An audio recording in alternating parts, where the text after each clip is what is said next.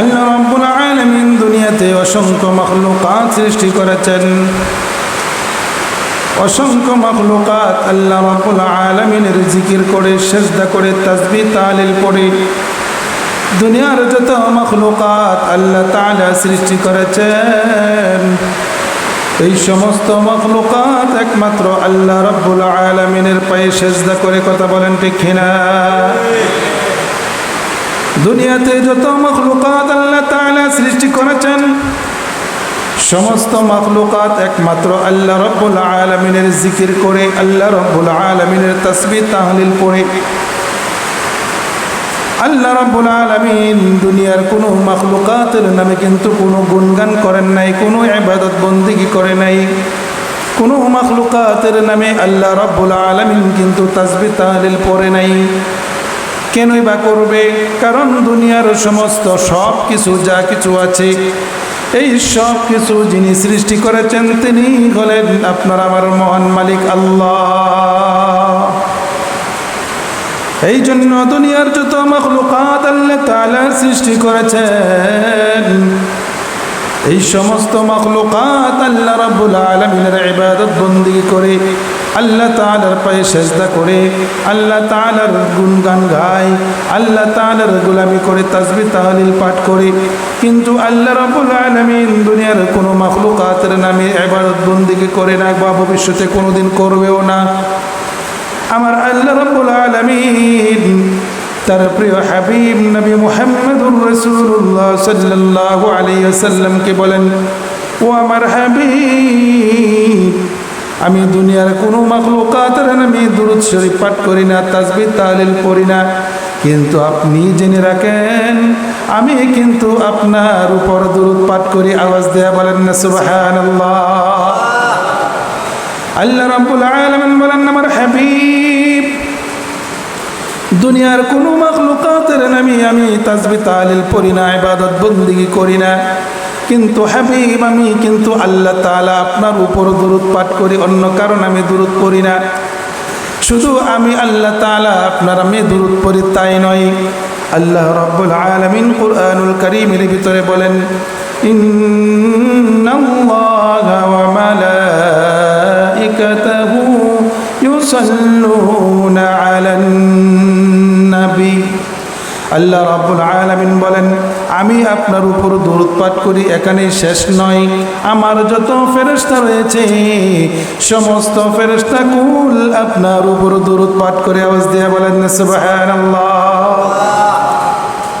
তাহলে আপনার আমার নবীর এত মান, এত শান, এত মর্যাদা কে দিয়েছেন?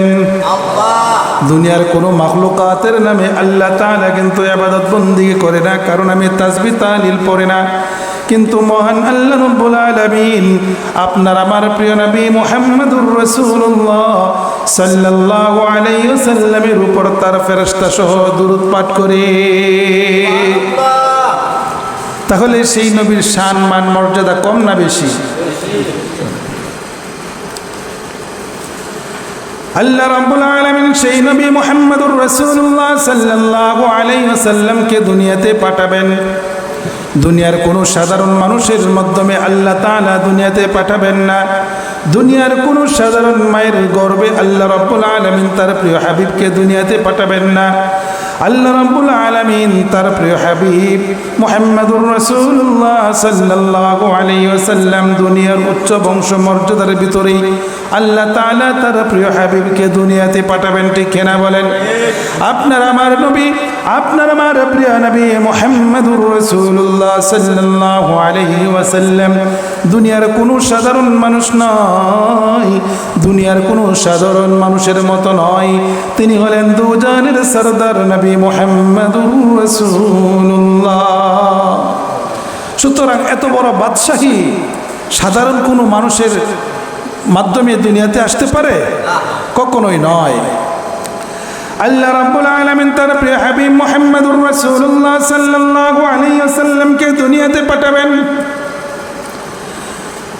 মুহাম্মদুর রাসূলুল্লাহ সাল্লাল্লাহু আলাইহি ওয়াসাল্লাম জন্মের আগে তার পিতার নাম ছিল হযরত আব্দুল্লাহ। আপনারা অনেকে জানেন নাকি বলেন? তার পিতার নাম ছিল আব্দুল্লাহ।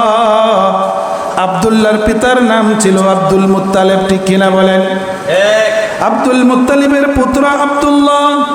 আব্দুল্লাহও কিন্তু মক্কার ভিতরে একজন সম্ভ্রান্ত পরিবারের সন্তান। আল্লাহ তাআলা আব্দুল্লাহর ভিতরে এমন একটা আকর্ষণ দান করেছেন, এতটা সৌন্দর্য দান করেছেন। মক্কার জমিনের ভিতরে, গোটা আরবের ভিতরে হযরত আব্দুল্লাহ যখন রাস্তা দিয়ে বের হয়, মক্কার সুন্দরী রমণীরা হযরত আব্দুল্লাহর দিকে যখনই তাকায়, দুনিয়ার সব কিছু, তার অতীত জীবনের সব কিছু ভুলে যায়। হযরত আব্দুল্লাহর ভিতরে আল্লাহ রাব্বুল আলামিন এতটুকু সৌন্দর্য দিয়েছেন, তার ভিতরে, তার চেহারার ভিতরে এতটুকু আকর্ষণ দিয়েছেন, মক্কার সুন্দরী রমণীরা যখনই তার দিকে তাকায়, দ্বিতীয়বার কোনো দিকে চোখ ফিরানোর মতো কোনো সুযোগ হয় না। আব্দুল্লাহর দিকে যখনই তাকায়, তখনই মক্কার রমণীরা তার স্ত্রী হওয়ার জন্য স্বপ্ন দেখে, এবং মক্কার সুন্দরী রমণীরা তাদের পিতার কাছে আবদার জানায়, হে আমার বাবা, যান যান, আব্দুল মুত্তালিবের পুত্র হযরত আব্দুল্লাহর কাছে বিবাহের প্রস্তাব নিয়ে যান, আমরা তার স্ত্রী হতে চাই। কারণ তার দিকে মক্কার যত সুন্দরী রমণী তাকুক না কেন, হযরত আব্দুল্লাহর দিকে যখনই তাকাবে, দ্বিতীয়বার কোনো অন্য দিকে তাকানোর সুযোগ নাই, আব্দুল্লাহর স্ত্রী হওয়ার স্বপ্ন দেখতে শুরু করে দেয়। অথচ মক্কার ভিতরে শত শত যুবক রয়েছে, কোনো যুবকের প্রতি এত বেশি আকৃষ্ট হয় নাই। শুধুমাত্র আব্দুল মুত্তালিবের পুত্র হযরত আব্দুল্লাহর দিকে যখনই তাকায়, তার চেহারার ভিতরে এমন একটা সৌন্দর্যতা আল্লাহ তাআলা দান করেছেন, তার কপালের ভিতরে এমন একটা আকর্ষণ দান করেছেন, তার দিকে মক্কার সুন্দরী রমণীরা যখনই তাকায়, তার অতীত জীবনের সব কিছু আল্লাহ তাআলা ভুলাইয়া দেয়। আর কেনই বা আকর্ষণ হবে না? এই আব্দুল্লাহর উরস জাত হতেই তো আপনার আমার প্রিয় নবী মুহাম্মদুর রাসূলুল্লাহ সাল্লাল্লাহু আলাইহি ওয়াসাল্লাম দুনিয়াতে আগমন করেছেন, ঠিক কিনা বলেন? সুতরাং আব্দুল্লাহর চেহারার ভিতরে সৌন্দর্য থাকবে না, কার ভিতরে সৌন্দর্য থাকবে? কারণ আল্লাহ রাব্বুল আলামিন হযরত আব্দুল্লাহর উরস জাতের মাধ্যমে আল্লাহ তাআলা প্রিয় নবী মুহাম্মদুর রাসূলুল্লাহ সাল্লাল্লাহু আলাইহি ওয়াসাল্লামকে দুনিয়াতে পাঠাবেন। তার সৌন্দর্য আল্লাহ তাআলা তার পিতার কসম শরীরের ভিতরে আল্লাহ তাআলা দিয়েছেন। এমনিভাবে যখন মক্কা থেকে অসংখ্য অগণিত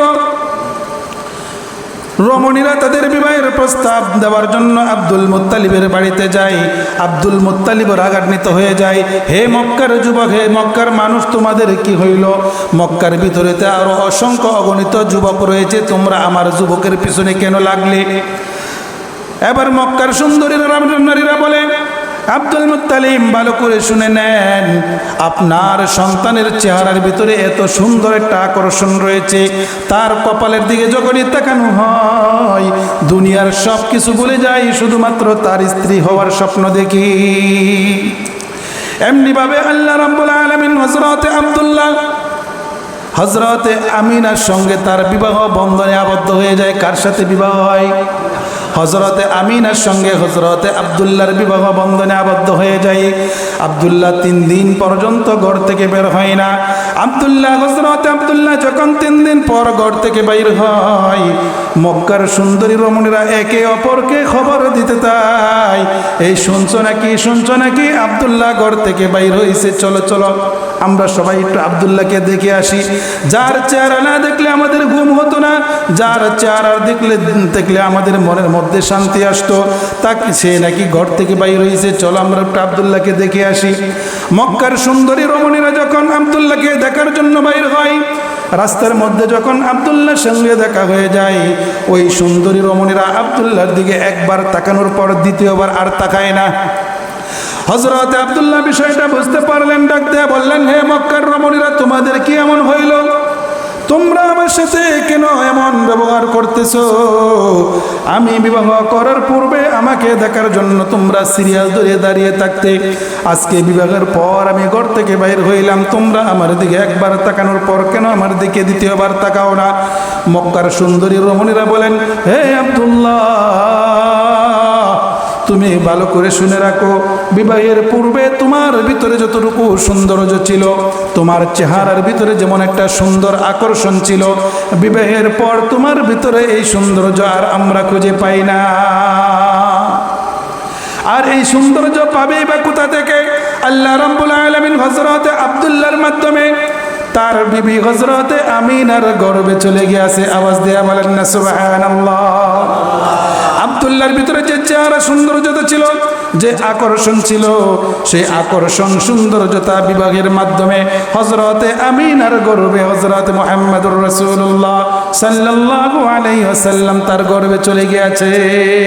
আসলে কি আব্দুল্লাহর চেহারার ভিতরে সৌন্দর্যতা, এটা কি তার সৌন্দর্যতা, না আমার আপনার প্রিয় নবী মুহাম্মদুর রাসূলুল্লাহ সাল্লাল্লাহু আলাইহি ওয়াসাল্লামের আকর্ষণ সৌন্দর্যতা আল্লাহ তাআলা আব্দুল্লাহর ভিতরে দিয়ে দিয়েছিলেন? সেটা যখন আমিনার সাথে বিবাহ বন্ধনে আবদ্ধ হলো, আমিনার গর্ভে যখন সন্তান চলে আসলো, সেই সৌন্দর্য আল্লাহ তাআলা আব্দুল্লাহর চেহারা দিকে উঠিয়ে হযরত আমিনার মা গর্ভে দিয়ে গেলেন। বলেন না সুবহানাল্লাহ।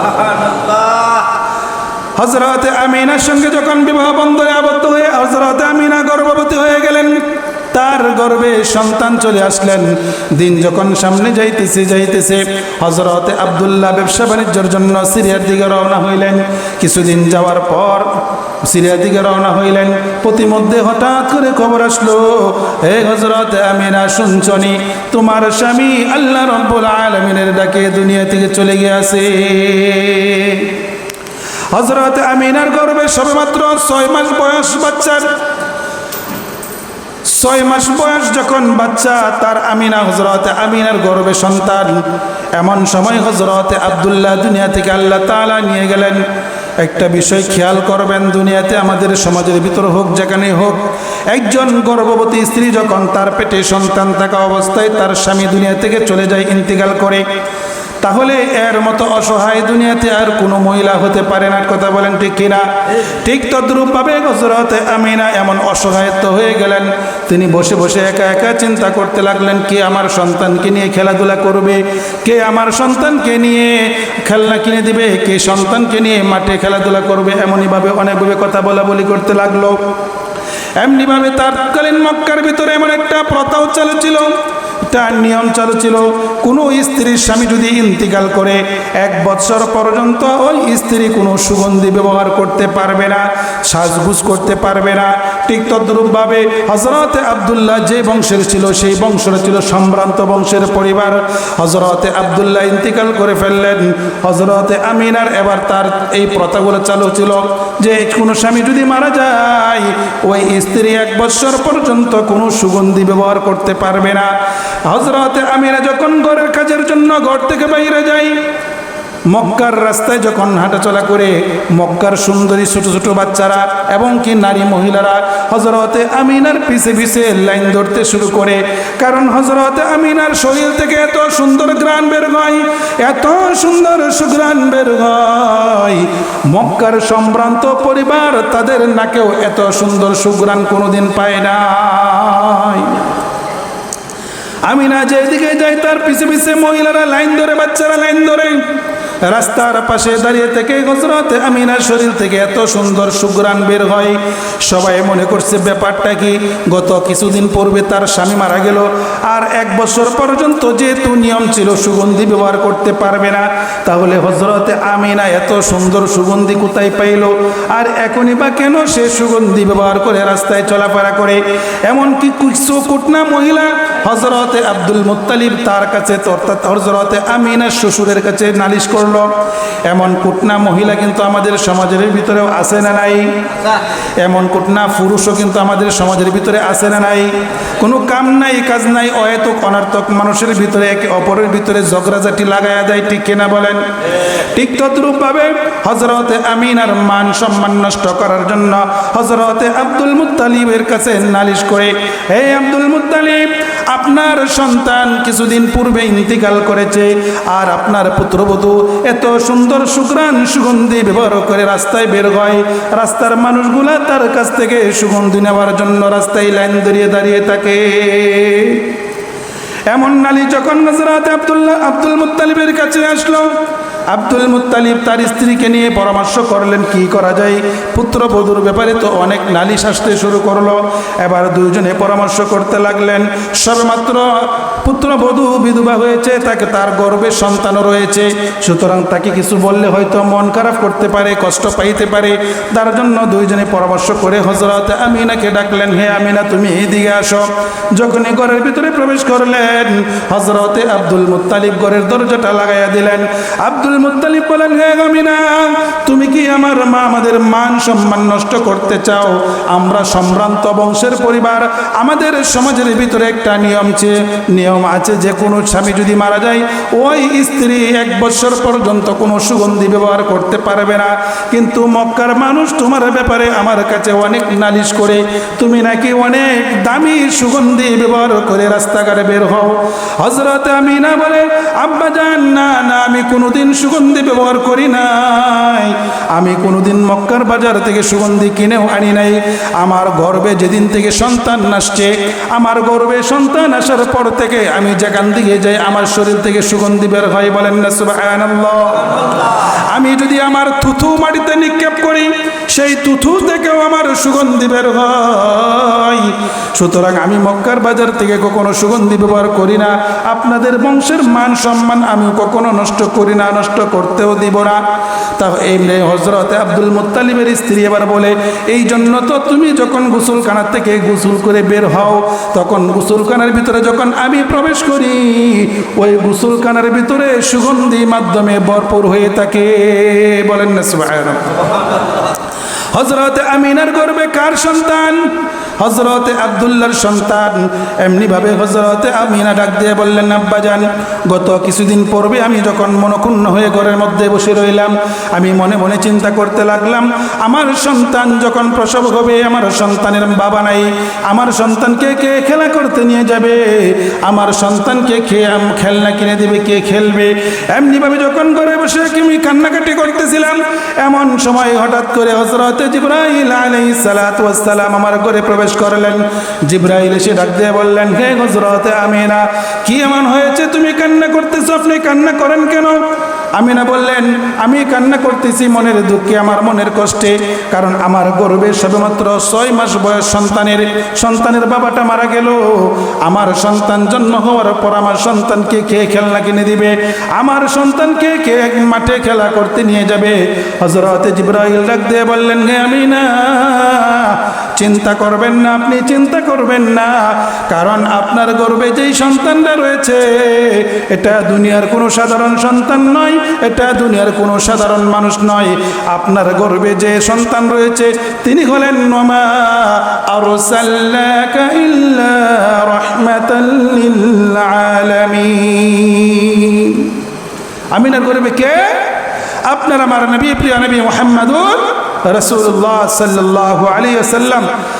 আল্লাহর নবী সাল্লাল্লাহু আলাইহি ওয়াসাল্লাম গর্ভে যখন 6 মাস, হযরত আমিনাকে হযরতে জিবরাইল বলেন, আমিনা আপনার চিন্তা করার কোনো কারণ নাই, আপনার সন্তান যখন প্রসব হবে, আপনার সন্তান যখন দুনিয়াতে আসবে, আপনার সন্তান নাম আল্লাহ রাব্বুল আলামিন রেখে দিয়েছেন, আপনার নাম রাখানো কোনো টেনশন নাই।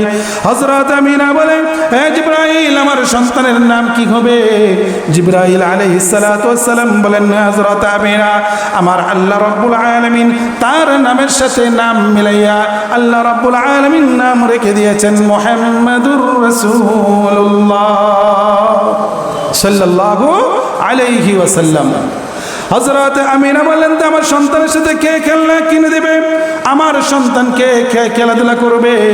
হযরত জিবরাইল আলাইহিস সালাতু ওয়াস সালাম বলেন, হযরত আমিনা আপনি চিন্তা করবেন না, আপনার সন্তান দুনিয়ার কোনো সাধারণ সন্তান নয়, আপনার সন্তান দুনিয়ার কোনো সাধারণ মানুষ নয়, আপনার সন্তান দুনিয়ার বাজার থেকে কোনো খেলনার মাধ্যমে সে খেলা করবে না, কোনো কাঠের খেলনার মাধ্যমে আপনার সন্তান খেলা করবে না, আপনার সন্তান খেলাধুলা করার জন্য আল্লাহ রাব্বুল আলামিন আসমানের চাঁদ আপনার ঘরের ভিতরে পাঠায়া দিবে। বলেন না সুবহানাল্লাহ।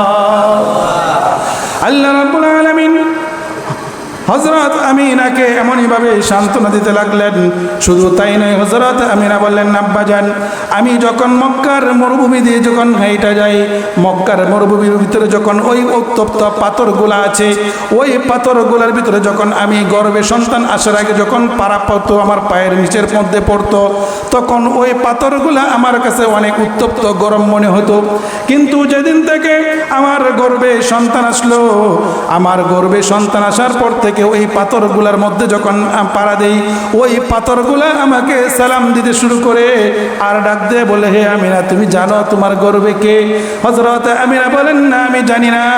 পাথরের জবান থেকে আল্লাহ রাব্বুল আলামিন আওয়াজ বের করে দেয়, আপনার গর্ভে বলেন, মা আরসালনাকা ইল্লা রাহমাতাল লিল আলামিন। পাথর আল্লাহ তাআলার জবান খুলে দেয়। ওই পাথরগুলা যখন হযরত আমিনার পায়ের নিচে পড়ে, এই পাথরগুলা আস্তে আস্তে করে ঠান্ডা অনুভব হয়ে যায়, যাতে করে আমিনার সাথে কষ্ট না হয়, আমিনার পায়ের মধ্যে যেমনিভাবে গরম না লাগে। এই জন্য পাথরগুলা আল্লাহ রাব্বুল আলামিন অলৌকিকভাবে ঠান্ডা বানায়া দেয়।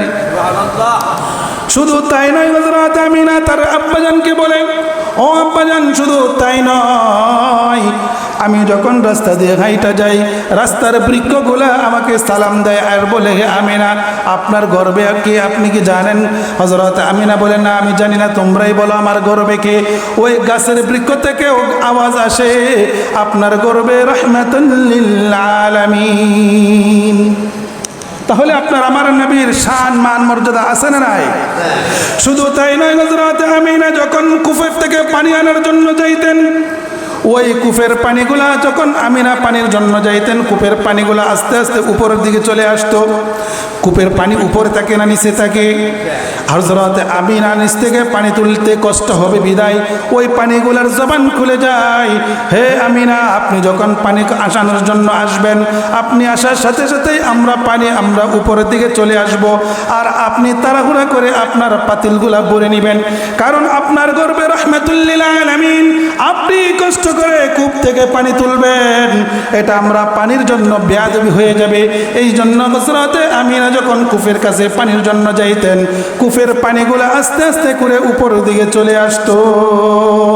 এমনিভাবে যখন হযরত আমিনার বান্ধবী যারা ছিল, তার বান্ধবী যারা ছিল, যখন পানি আনার জন্য যাইতো, গিয়ে দেখে কূপের পানি নিচে চলে যায়। সকলে মিলে হযরত আমিনাকে ধরে নিয়ে আসে যে, আমিনা, চলো তুমি আমাদের সাথে কূপের কাছে যাই। আমিনা বলে, কেন যাব? বলে, তুমি যতক্ষণ কূপের কাছে থাকো, ওই কূপের পানিগুলা উপরের দিকে থাকে, আর তখন আমরা পানিগুলা আনতে সহজ হয়। তোমার কলস ভর্তি করে পানি আনা লাগবে না, তোমার পানিগুলা আমরা তোমার বাড়িতে পৌঁছে দিব, শুধুমাত্র তুমি আমার সাথে কূপের কাছে চলো। তাহলে আপনার আমার প্রিয় নবী মুহাম্মদুর রাসূলুল্লাহ সাল্লাল্লাহু আলাইহি ওয়াসাল্লামের শান মান মর্যাদা কম না বেশি? আল্লাহর নবী সাল্লাল্লাহু আলাইহি ওয়াসাল্লাম দুনিয়াতে আগমন করেছেন এই মাহে রবিউল আউয়াল মাসে, ঠিক কিনা বলেন? সুতরাং এই রবিউল আউয়াল মাসে, রবিউল আউয়াল মাসে শুধু আসলেই নবীর প্রতি ভালোবাসা দেখাইলে চলবে না। জীবন যতদিন থাকবে ঠিক ততদিন পর্যন্ত আপনার আমার ভালোবাসা আল্লাহ রাব্বুল আলামিনের কাছে পেশ করতে হবে। জীবন যতদিন থাকবে ততদিন পর্যন্ত, জীবন যাওয়ার আগ পর্যন্ত আমাদের প্রতি নবীর ভালোবাসা থাকবে। আওয়াজ দিয়ে বলেন ঠিক কিনা? কিছু মানুষের মতো শুধুমাত্র রবিউল আউয়াল মাস আসলো আর নবীর ভালোবাসা দেখাইতে লাগলো, রবিউল আউয়াল মাস চলে গেল, নবীর ভালোবাসা কি চলে যাবে নাকি থাকবে? সুতরাং নবীর শান মান মর্যাদা আমাদের অন্তরে আমরা যতদিন বেঁচে থাকবো ঠিক ততদিন পর্যন্ত নবীর শান মান মর্যাদা আমরা ধরে রাখবো ইনশাআল্লাহ। তাহলে এই রবিউল আউয়াল মাস নবী করিম সাল্লাল্লাহু আলাইহি ওয়াসাল্লাম দুনিয়াতে আসার আগের থেকেই আপনার আমার প্রিয় নবী মুহাম্মদুর রাসূলুল্লাহ সাল্লাল্লাহু আলাইহি ওয়াসাল্লামের সম্মান দিয়েছেন একজন, তিনি কে? আল্লাহ। সেই আল্লাহ রাব্বুল আলামিন এখনো শান মান মর্যাদা রক্ষার জন্য নবী প্রেমিক, নবী আশেকে রাসূল দুনিয়াতে আছে না নাই? শুধু জিলাপি কাউরা আশিক হলে হবে না, সিন্নি কাউরা আশিকে রাসূল হলে হবে না। নবীর সুন্নতের অনুসরণকারী, নবীর সুন্নতের ইজ্জত রক্ষার জন্য যারা সর্বদাই নবীর প্রেম ভালোবাসা লালন পালন করে, নবীর শান মান মর্যাদা ইজ্জত রক্ষার জন্য সর্বদাই নবীর দুশমনের সাথে লড়াই করে, তাদেরকে প্রতিবাদ করে, তারাই হলো প্রকৃতপক্ষে আশেকে রাসূল। ঠিক কিনা বলেন? শুধু নবীর জন্মের খুশি হলেই আমরা সিন্নির পাতিল বসাবো, গেট বানবো, আনন্দ উল্লাস করব, জিলাপি খাবো, এটার নাম আশেকে রাসূল নয়। ঠিক কিনা বলেন? নবীর আশেকে রাসূল হইতে হলে আমাদের সারা জিন্দেগি নবীর সুন্নতের অনুসরণ করতে হবে, নবীকে অনুসরণ করতে হবে, তবে আল্লাহ রাব্বুল আলামিন আমাদেরকে ক্ষমা করে দিবেন, ভালোবাসবেন। তাহলে নবীর প্রতি ভালোবাসা আমাদের দরকার আছে না নাই? শুধু মুখে বললেই হবে না, নিজের আমলের মাধ্যমে সেটা বাস্তবায়ন করতে হবে। মুখে বলবেন আর বাস্তবায়ন করবেন না, এটা হবে মুনাফিকের লক্ষণ। কাজে এবং কথার মিল নাই, এটা মুনাফিকের লক্ষণ নাই? অবশ্যই মুনাফিকের লক্ষণ। যা মুখ দিয়ে বলবেন বাস্তবে তা রূপ দেওয়ার চেষ্টা করবেন। আমি নবীর সুন্নত মানি, সেইটা মুখে বলি, কিন্তু নবীর সুন্নত মানতে গেলে কি প্রয়োজন? আপনার আমার দাড়ি কোথায়? নবীর সুন্নত নাই। তো আপনি যে বললেন আমি নবীর সুন্নত মানি, নবীর আশেক, তো কেমন আশেক আপনি? নবী তো সুন্নতি দাড়ি রাখছেন, আমরা সুন্নত পড়ি, আমরা সুন্নত রাখি, নবী সুন্নতি জামা পরেছেন, তাহলে আমার সুন্নতি জামা কোথায়? তাহলে নবীর আশেক হইলাম কেমনে? না ভাই, নবীর আশেক শুধু মুখে বললেই হবে না, কথা এবং কাজের মাধ্যমে সেটা প্রমাণ দিতে হবে, তবে আশেক রাসূল হওয়া যায়, অন্যথায় নয়। আল্লাহ রাব্বুল আলামিন আমাদের প্রত্যেককে নবীর আশেক হওয়ার তৌফিক দান করেন। আসসালামু আলাইকুম ওয়া রাহমাতুল্লাহ। যারা সুন্নত পড়েন নাই, 4 রাকাত সুন্নত নামাজ পড়েন ইনশাআল্লাহ।